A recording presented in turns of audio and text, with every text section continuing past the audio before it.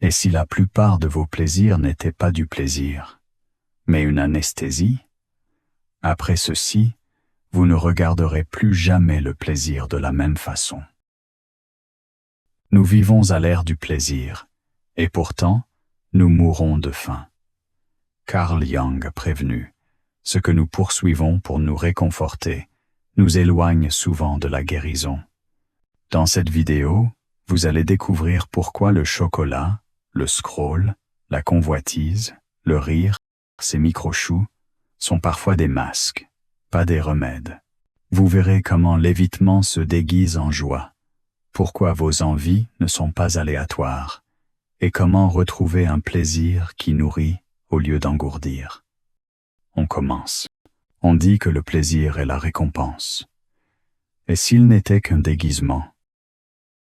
Et si le chocolat, le défilement infini, la pulsion, le fou rire, n'étaient que des ombres bien habillées, masquant quelque chose de bien plus primitif et de bien plus douloureux?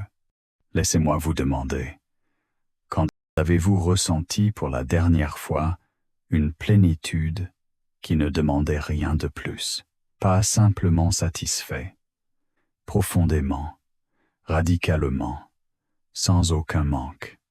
Parce que voilà la vérité. Nous vivons dans un âge saturé de plaisir, mais nous sommes affamés. Carl Jung a averti que les choses que nous poursuivons pour nous réconforter sont souvent celles qui nous empêchent d'aller mieux. Aujourd'hui, vous allez voir le plaisir autrement.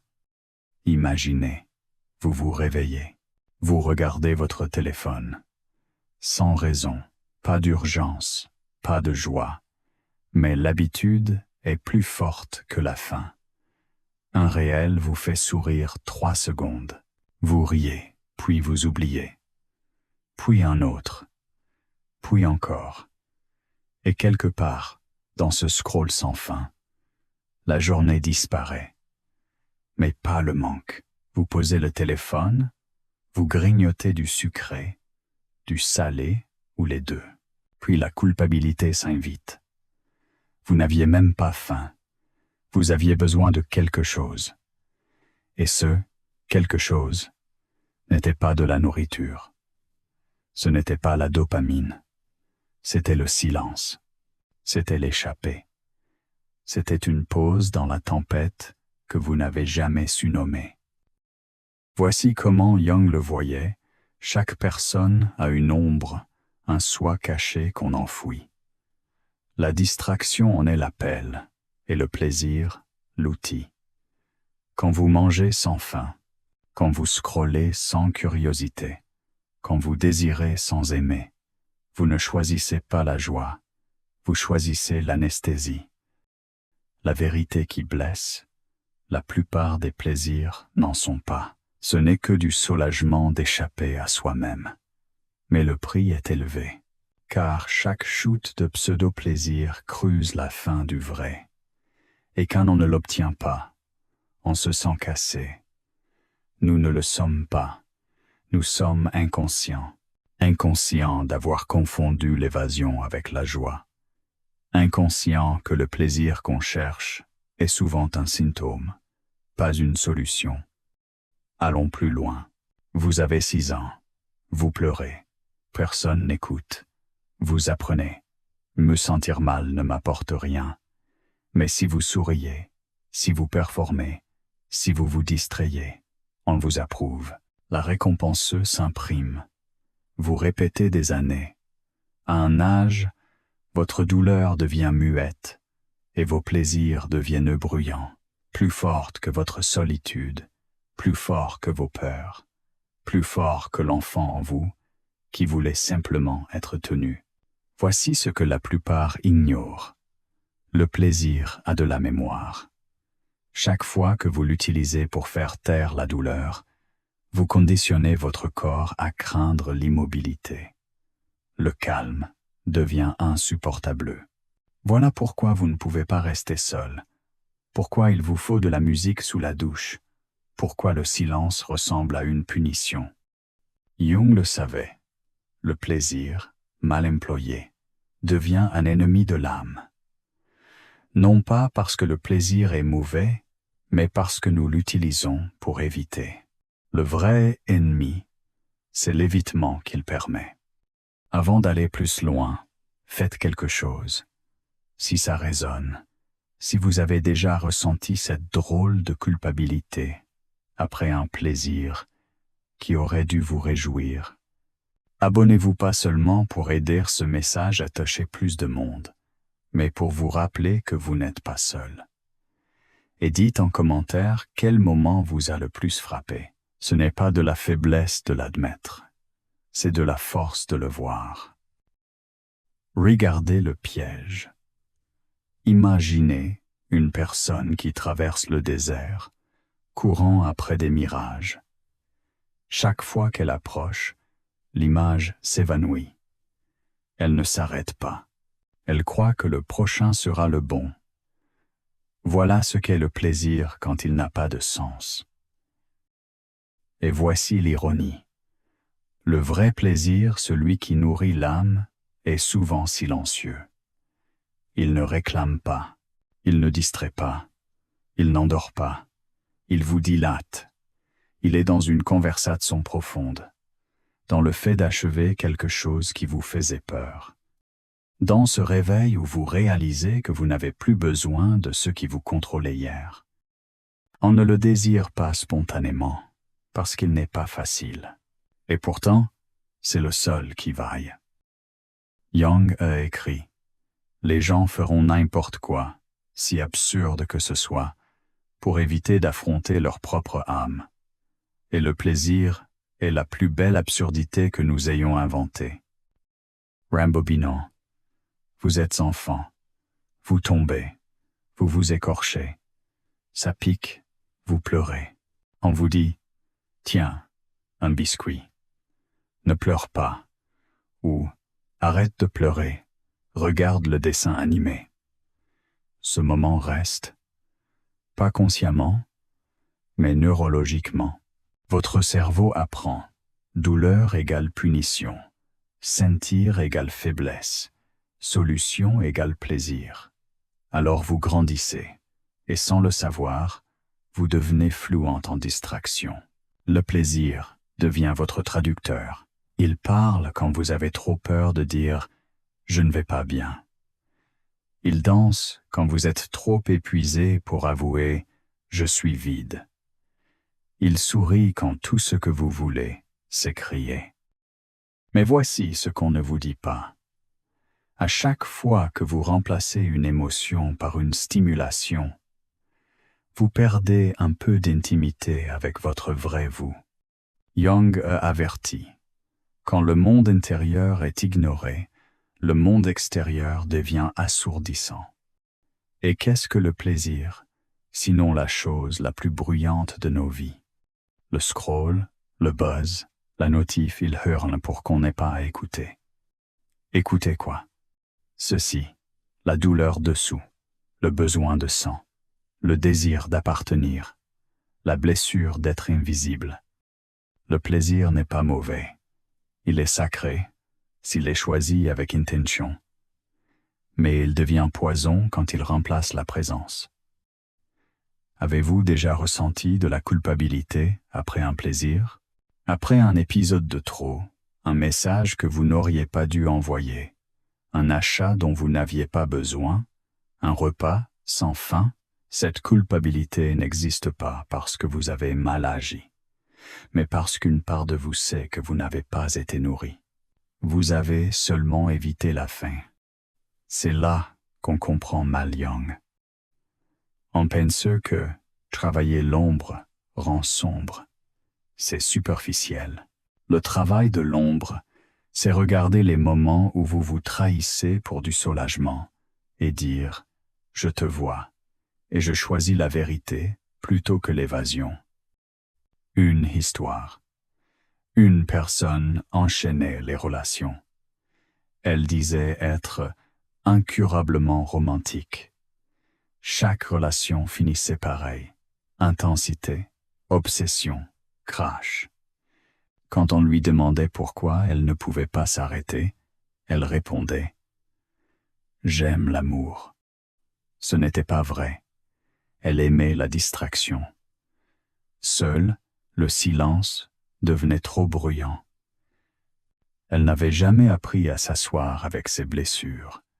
Le plaisir était le pansement, jusqu'à ce qu'il ne colle plus. Cette histoire n'est pas rare. C'est l'histoire cachée de millions de personnes. On confond le manque avec l'amour, le scroll avec la joie, l'engourdissement avec la guérison. Le danger n'est pas que ces plaisirs existent. Le danger, c'est de ne jamais se demander « Pourquoi j'en ai besoin ?» Détruisons un mythe. Le plaisir n'est pas la guérison. Le plaisir n'est pas la paix. Le plaisir n'est pas le pouvoir. Le plaisir est un outil. Et un outil, mal utilisé, devient dangereux. Renversant la logique. Pensez à la dernière fois où vous avez différé une gratification. Vous avez résisté au message, à l'envie, au clic, et plus tard vous vous êtes senti fier, paisible. Pourquoi? Parce que la discipline n'est pas seulement du contrôle, c'est de la confiance en soi. Et la confiance, voilà le vrai high. Quand vous vous faites confiance, le plaisir ne vous contrôle plus. Vous le choisissez intentionnellement, pleinement, librement. Alors, le plaisir redevient beau, plus une drogue, plus une chaîne, une célébration. Imaginez, vous entrez dans une pièce, pas de bruit, pas de téléphone, simplement vous. Et au lieu de paniquer, vous vous sentez chez vous. Pas parce que vous avez tout, mais parce que vous êtes entier. Voilà ce que Jung appelait l'individuation, devenir entier. Pas par le déni ni la fuite en avant, mais par l'intégration, la capacité de goûter au plaisir sans en faire un pansement, la capacité d'aimer le silence sans le craindre, la capacité d'être avec vous-même et d'aimer la personne qui est là. Comment y aller? Pas en courant après des highs, en baissant le volume des distractions et en écoutant ce qu'elles recouvraient. Concrètement, ça ressemble à quoi? C'est remarquer que vous tendez la main vers le téléphone et demandez « Qu'est-ce que j'évite ?» C'est vous autoriser à sentir la solitude sans la colmater par le sucre, le sexe, le scroll. C'est choisir le plaisir, celui qui demande de l'effort, de la présence, et qui récompense plus tard. Le vrai plaisir n'est pas instantané. Il se mérite. Le meilleur rire est avec quelqu'un en qui vous avez confiance. Le meilleur repas arrive après un effort qui a du sens. La meilleure connexion naît d'une conversation où vous avez été vu, pas juste sweepé. Si ce message ébranle quelque chose en vous, tant mieux. C'est ça, l'éveil. Ce n'est pas spectaculaire. C'est décisif. La question est simple. Vais-je continuer d'anesthésier la douleur avec des plaisirs rapides, ou vais-je me rencontrer, pleinement, brèvement, sans anesthésie? Jung croyait que nos névroses ne viennent pas du trauma lui-même, mais de notre refus d'affronter ce qu'il a laissé. Et le plaisir, lorsqu'il est inconscient, garantit que nous ne l'affronterons jamais. Mais maintenant que vous voyez, que ferez-vous? Nous y sommes. Vous avez entendu les avertissements. Vous avez senti la reconnaissance. Le masque du plaisir a commencé à glisser. Voici la partie que personne ne veut regarder. La vérité qui ne pique pas, qui fracture. Pour reprendre votre vie au faux plaisir, il faut admettre une chose terrifiante. Vous vous êtes trahi. Pas une fois, discrètement, chaque jour, chaque encore 5 minutes. Chaque silence évité, parce qu'il murmurait trop fort. Chaque « ça me fait du bien » alors que ça faisait simplement oublier. Écoutez bien, ce n'est pas de la honte, c'est un réveil. Vous n'êtes pas faible d'avoir fait ce qui vous semblait vous protéger. Vous n'êtes pas brisé d'avoir cherché ce qui émoussait la douleur. Vous surviviez. Et maintenant, enfin, vous êtes prêt à vivre.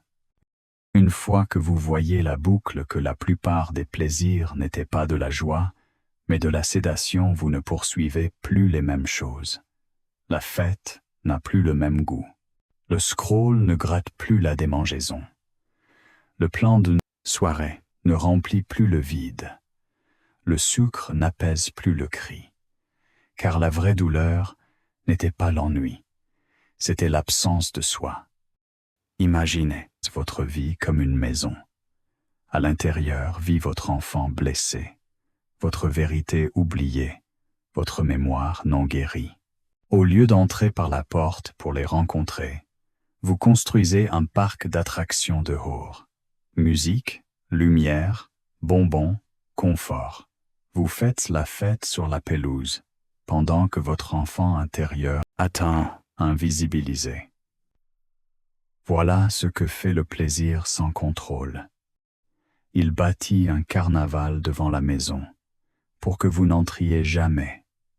La guérison, la vraie, c'est marcher dans le silence, franchir la porte, s'asseoir avec l'enfant et lui dire « Je suis là, tu peux parler ».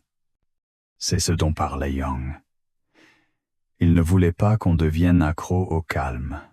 Il voulait qu'on n'en ait plus peur. Le silence n'est pas l'absence de vie. C'est la présence de tout ce que nous avons évité. Dernière croyance à briser. On vous a dit que le plaisir est le but, que être heureux égale se sentir bien, que s'indulger plus, c'est être libre. La liberté, ce n'est pas faire tout ce qu'on veut. C'est ne pas en avoir besoin. Le vrai plaisir, ce n'est ni le chocolat, ni le téléphone, ni la caresse de l'ego. Le vrai plaisir, c'est le moment où vous n'avez plus besoin d'être distrait de vous-même. Vous pouvez vous asseoir dans le calme et sourire, pas parce que c'est vide, mais parce que c'est plein de présence, de vérité, de puissance.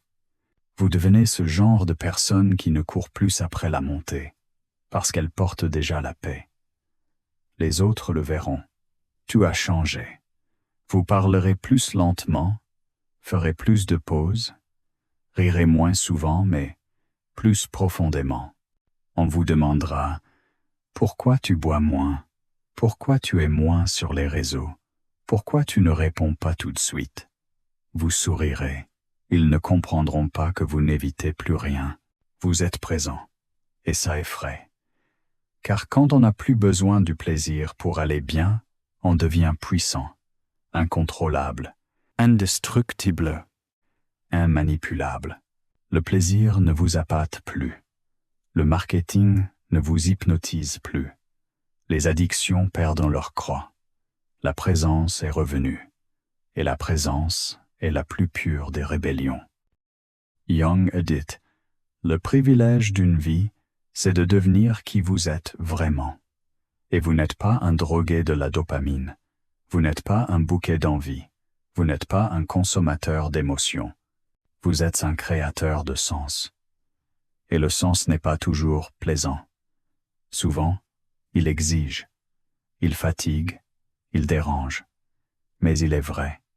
Et il vous nourrit comme le plaisir ne le pourra jamais. Alors la prochaine fois que l'envie frappe, faites pause.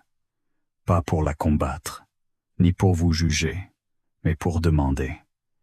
De quoi ai-je vraiment besoin, là, maintenant? Cette question suffit à casser la boucle.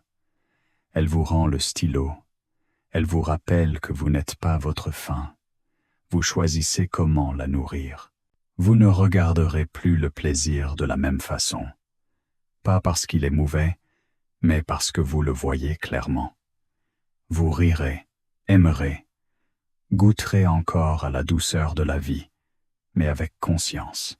Et cette conscience vous protégera d'échanger votre paix contre un réconfort éphémère.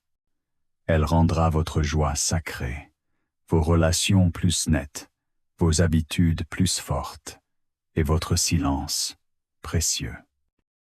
Parce que le seul plaisir qui vaut la peine, c'est celui que vous n'avez plus besoin de poursuivre. Regardez ensuite notre masterclass. 15 minutes pour effacer ta faiblesse. Carl Jung.